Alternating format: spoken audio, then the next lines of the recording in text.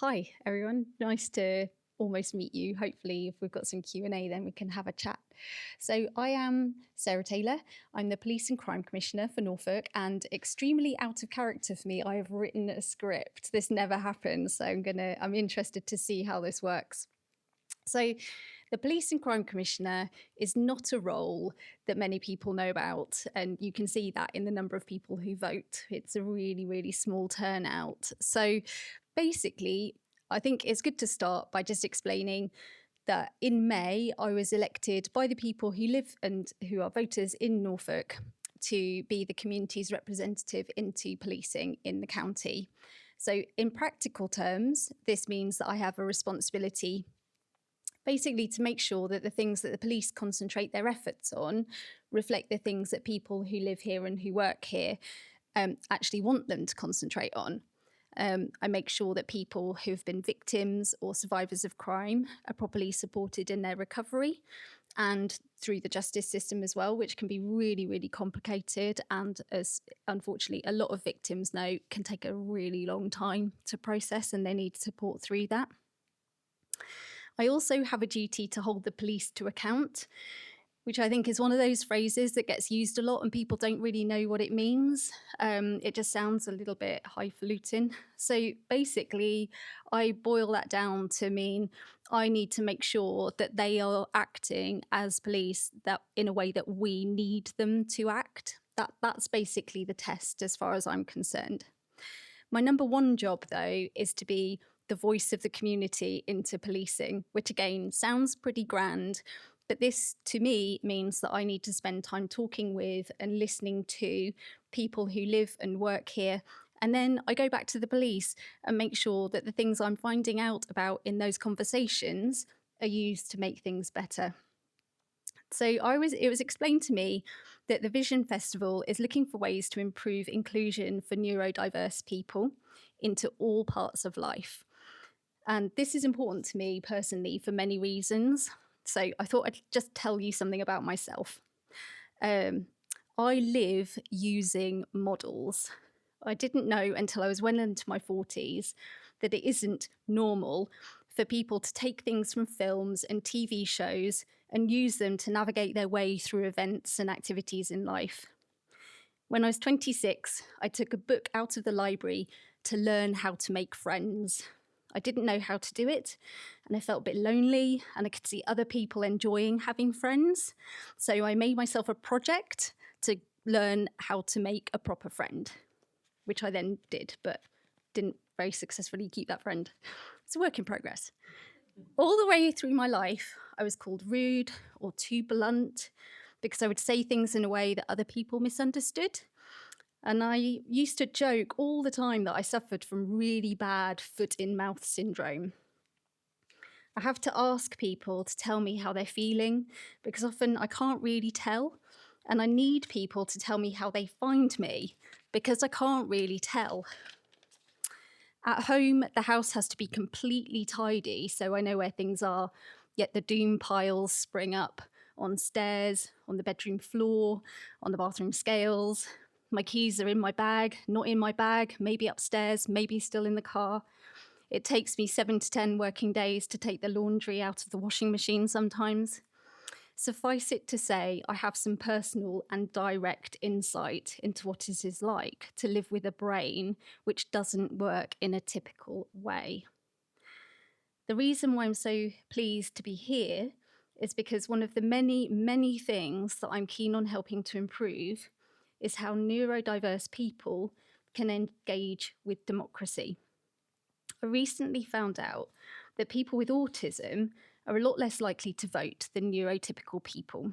This did not particularly surprise me, as I know that people with learning disabilities are a lot less likely to be registered to vote, for example. And I should just say that I know that because I'm chair of Mid-Norfolk MenCap, not because I necessarily equate autism with a learning disability. And when you look at the processes needed to vote, it could seem like it's set up specifically as a barrier to people with ADHD, with forms to fill in to register. You have to get your photo ID, and then you have to remember to take your photo ID with you. But voting is only one part of our democracy. And it is really important that the voices of neurodiverse people are heard across all parts of our democracy. For most people, dealing with the system can be annoying or frustrating because we don't understand it.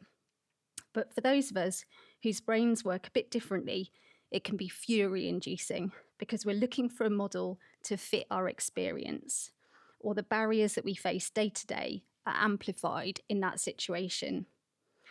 On the one hand, running these huge organisations like the council or hospitals or the police is really complex. So it's almost certainly the case that we can't get things right for everyone all of the time. There's also a really practical challenge that our expectations of what it should be like when we interact with our public services has changed massively. Things in life are so straightforward now. We can buy almost anything we like with a couple of clicks on our phone. We can pay bills and get our laundry liquid delivered every month automatically by ordering it on subscriptions or doing it just once in our banking app and then letting a direct debit work its magic every month. But when we start to try to get things done in our public services, it seems sometimes like stepping into a different world where we ask seemingly random questions before we can get to the part where we can ask the question we want to get the answer we need. Why is it that if I want to report a crime online, one of the first questions I'm asked is if I'm on a train? Now I'm in this job, I know the answer. It's because there's a different police force that deals with crimes on trains. But if you're someone who needs a really clear route to getting the information that you need, that can be a proper barrier as we read it as irrelevant. So maybe we've gone to the wrong place. So then we go back to the homepage and try it again just to confusingly get to the same place, which still doesn't make any sense. And at that point, perhaps attempts to make those reports are abandoned, and perhaps a little bit more confidence in the police or the system is eroded. So our expectations are high. We feel that things should be easy or at least straightforward. But dealing with a complex system that we only interact with occasionally is really tricky and it's really wearing. The question for me then becomes, is it possible to make things better? And if we can, how can we change this in practical terms? One of the best ways I know of changing the system is for people to participate in that system. Most parts of the system are also parts of our democracy. So schools, hospitals and prisoners have governors, councils have elected members, Parliament has their elected members, and the police have the Police and Crime Commissioner. Are there ways that you can try to participate and make a small change? Could you register to vote? Could you join a parish council? Could you talk with someone who's been a school governor and maybe see about learning what that means and try it out? Often we feel that our voices don't count, that someone else, the people in Westminster or me, can make decisions for us or make things happen to us. I'm here to tell you that you can make your voice heard. In really, really practical ways, you can make a difference. In voting, your X in that box has power to make a difference. I won my election with fewer than 2,000 votes in a county with more than 600,000 people registered to vote. That is a really powerful way of demonstrating that you have a direct ability to make a difference. In voting and in talking with me, you will make a difference. I will listen to what you say and I will look at how I can make a change. So on that basis, I'd really like to hear from you. What are your experiences that you found hard? What would you like to change? What is stopping you from taking that step forward? Do you even know that you could? Do you even know where to start? My job is to be the voice of the community into policing, all of our community. So let's start having that conversation. Thank you.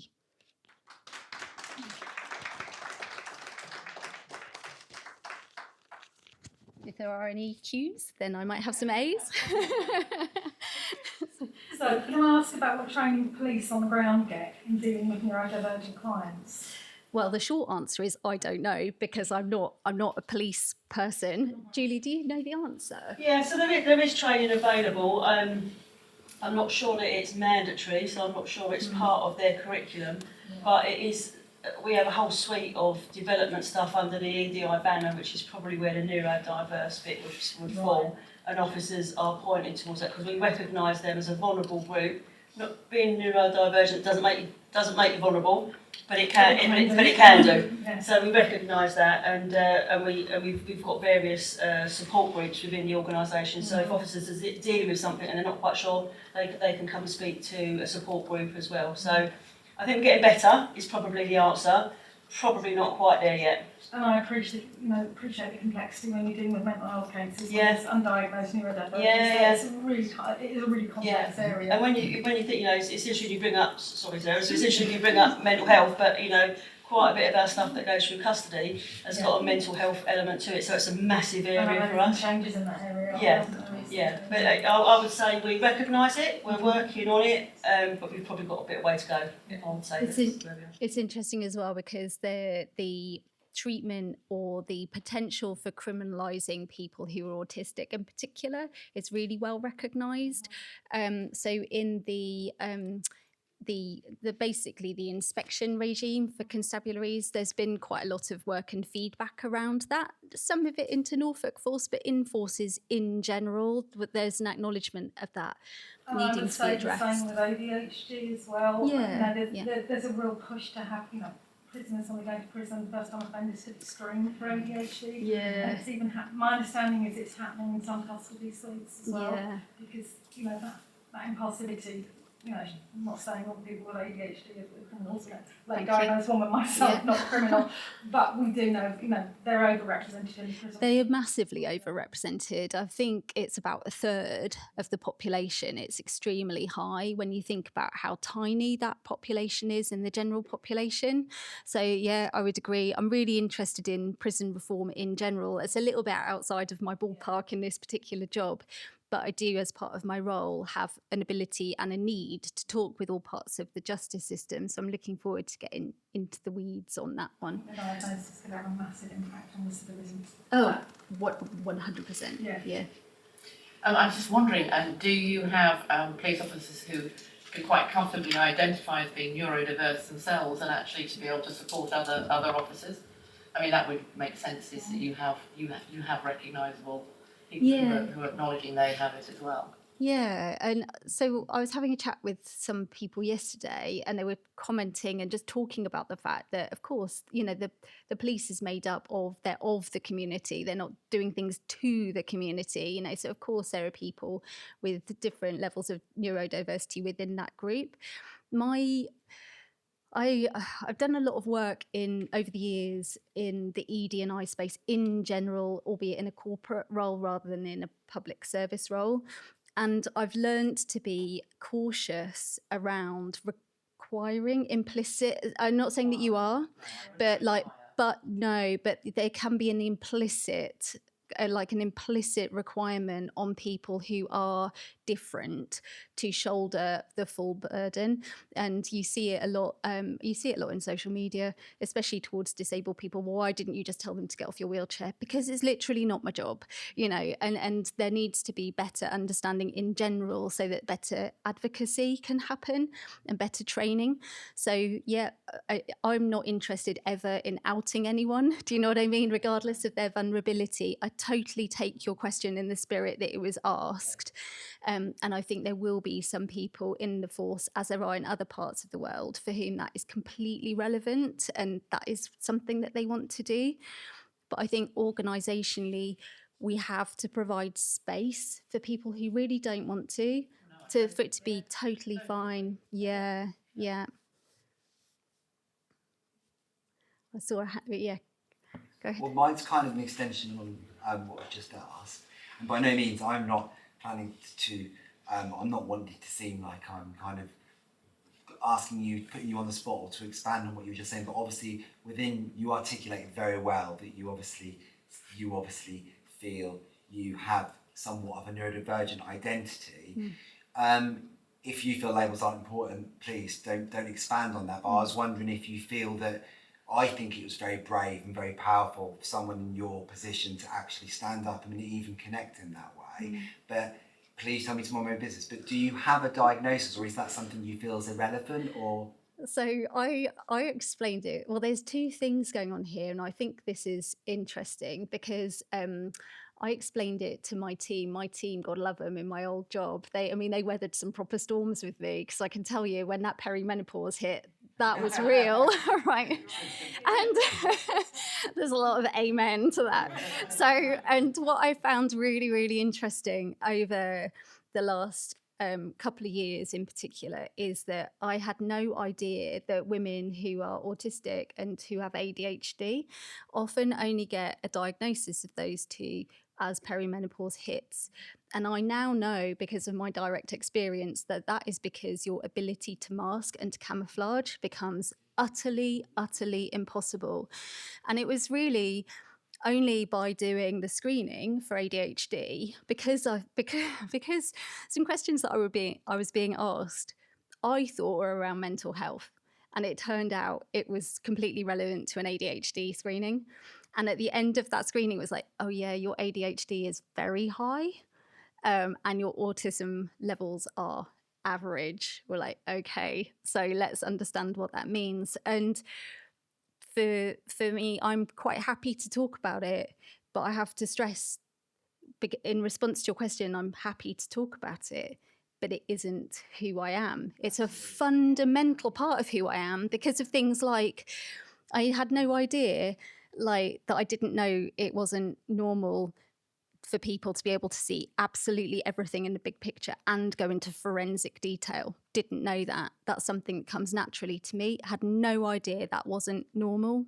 And so for years in my work, I'm like, well, just do it. Because obviously if I just say just do it over and over, you're going to be able to magically be able to do it, you know. So that it's become much easier for me to explain some of my past. Now I understand that about myself. But I have to say, learning that in your 40s, I really am delighted that our understanding of neurodiversity has moved on so much, and that children, or teenagers in particular, are able to get support as they, in their developing brains, are faced with some of these challenges as well. Well, just to quickly add, so we're part of, so Amanda and I are part of actually putting the Visible Festival together. And obviously, as you're aware already, Sarah, all of these talks are filmed and they go on. So I think you can't underestimate how powerful it's going to be to a young girl watching you discuss that in your position. I think it's a very powerful thing. So yeah, thank you very much for sharing that. No, you're welcome. I hope that, and I really don't mean this dismissively, it is my sincere wish that, especially as the younger people in our lives move up through the ranks, you know, we were talking a little bit about this earlier, and as the people in their early 20s now start to assume leadership roles, then actually these kind of markers and things about ourselves can just fade into the background, because that inclusivity piece is more, it's just more embedded in our lives. So yeah, I'm happy to explain that this is part of my makeup, but actually, and it informs some of the values that I bring to this work. But it's always informed the values. It's just I didn't have a name for it before. Does that make sense? Yeah. So, yeah. And like you say, hopefully there won't need to be names and labels. Yeah. No. Yeah. Maybe by the time I've retired. I relate to that, because I've thought long and hard about outing myself professionally as someone who's diagnosed with ADHD at 54. It's a big decision to make, but as you said, it's about giving people, you know, sort of aspirations and challenging misconceptions around it. 100%. I've worked in engineering for years. I don't think there were many misconceptions around it. When I told my team that, one of them just almost was crying with laughter. It was like, you think, you know, but there's a engineering and IT. Exactly, yeah, that's it. But that also speaks to the need to just recognise that depending on how you sort yourself through your life, do you know what I mean? You look for areas that are comfortable or that fit you better. And for me, working with living in models, you know, it's like, of course engineering works, because that's all about models, you know. Yeah, I think I saw some, yeah. I was interested in what you were saying about not a lot of people were voting, and maybe that's because they don't know how. I work for Children's Services, and obviously we're focused on hearing young people's voices. Do you have a view to work and take your role into the younger arena and talk to these communities and hear these young people, and what's that going to look like? Yeah, so 100% yes. So I love any chat with a teenager because mostly they've got great films that they want to show you on their phones, which makes for really fun chats.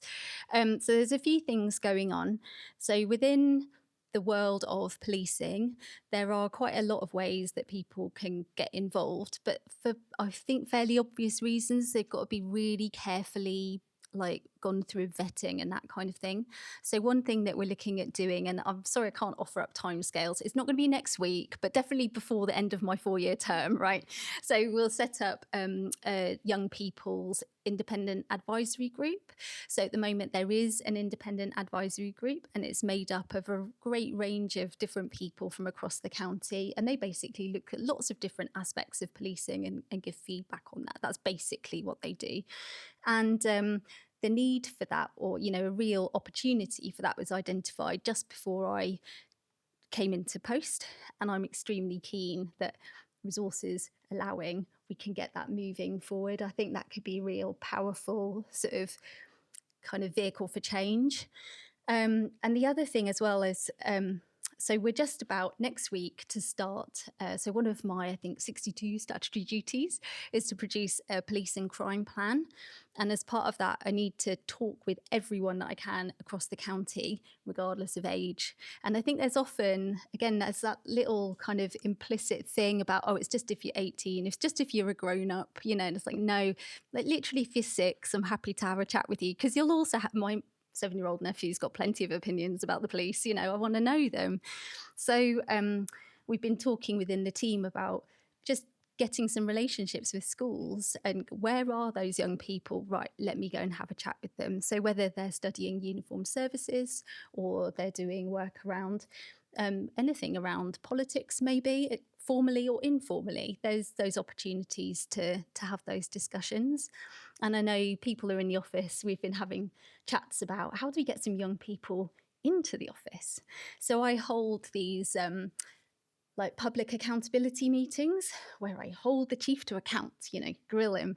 And actually the space for those isn't particularly big at the moment, but if we put some thinking to it, there's no reason why we couldn't have more members of the public into those. We often only have 2 or 3, but actually there's no reason at all why, if you're doing GCSEs or sixth form, or you're interested in politics, or even if you're not, even if you just want to understand how the world works, just come and sit in one of those and see it. So yeah, I'm really open to ideas, and I'd love to hear from young people just about how they want to get in touch with me and have that conversation as well. In my previous role, I taught youngsters that were permanently excluded from mainstream education, and there's never been a lot of young offending and stuff going on. They'd be a really interesting group. Yeah, PRUs are on my wish list. Yeah, so my for engagement. Yeah. We used to have local, good relationships with local police, and they would come in and try and foster those relationships. Mm-hmm. But you need to hear those young people. Yeah, definitely. So I've been keep looking to Faye, who works in the team on the engagement side, and I think it was like day 3 when I was like, right, which schools could we really invest some time in? Where are those PRUs that we can really invest some time in and start to develop that longer term relationship with?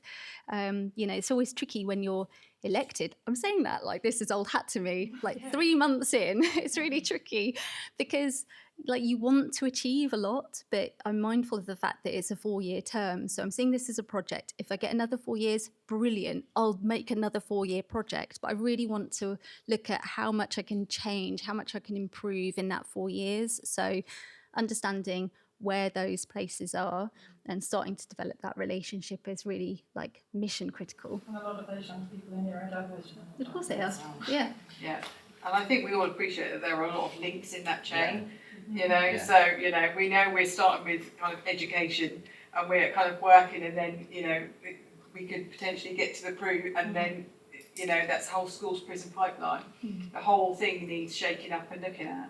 And I think, having someone like yourself to hold people accountable with your experience is absolutely vital.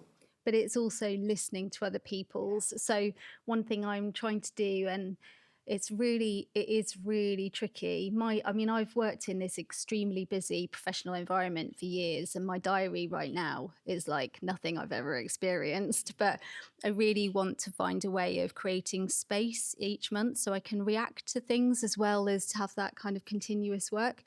And one thing that I found really, really invaluable in the last month or so is I've been able to speak not to masses but just to a handful of victims, and they've shared their experiences with me. And it has been really telling that there has been mention of neurodiversity within some of those conversations. And so now, just to give you a really practical example of what that accountability and what the voice of the community and all those kind of phrases mean in practical terms is, I've listened to those victims' experiences. I'm working as hard as I can not to place my own experience onto that interpretation. And then I'll take that information and do something with it. And I mean, like, in really practical terms, like draw up a list of questions that I can then ask the chief about in terms of, well, how is that training going on, neurodiversity, or dealing with people who are entering custody who are identifying as autistic, for example, and asking those questions and keeping an eye on things, not just like right now, but then how does it look in, say, 18 months' time?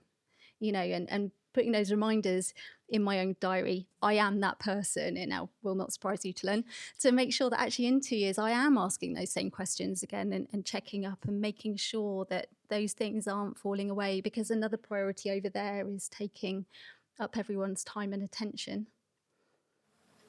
Just to celebrate successfully, because sometimes it's very easy to get stuck on the things that are not going well, but hopefully in your diary you'll find time to celebrate some of the successes on the community level, because we only do the face-to-face.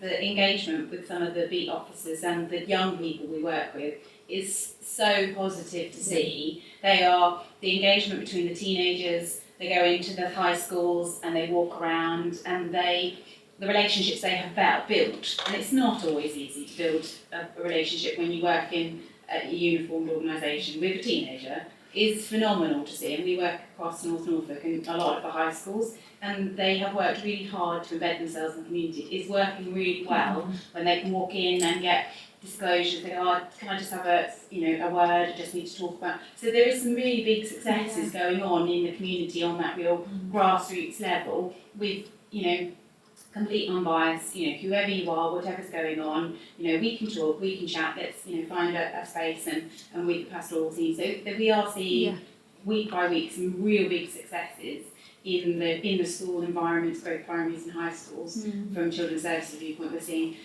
nothing's perfect, as we said, but some real big successes. And I think that's great, because sometimes it's really easy just to see all the things that are going wrong and need improvements, and but there are some real great successes from individuals who are putting in the hard graft and the work, and I think that's worth celebrating too. Yeah, definitely. I think in the world of clickbait and a written press which is struggling basically to keep themselves commercially viable, like I get it why commercially they're going down that clickbait kind of route, and because they need to sell papers, do you know what I mean? That's the model. And then my sort of question is like, right, so how do I get some good news out there? Well, they want heroes and they want villains. So we've got the villains, we've got all the villains you could want for. So now, like, let's find some heroes. And I was at the passing out parade last night for all of the latest cohort of student officers, now PCs, and I was saying to them, it was lovely when some of them went up, their families were like cheering for them, everyone was applauding, it was really, really lovely.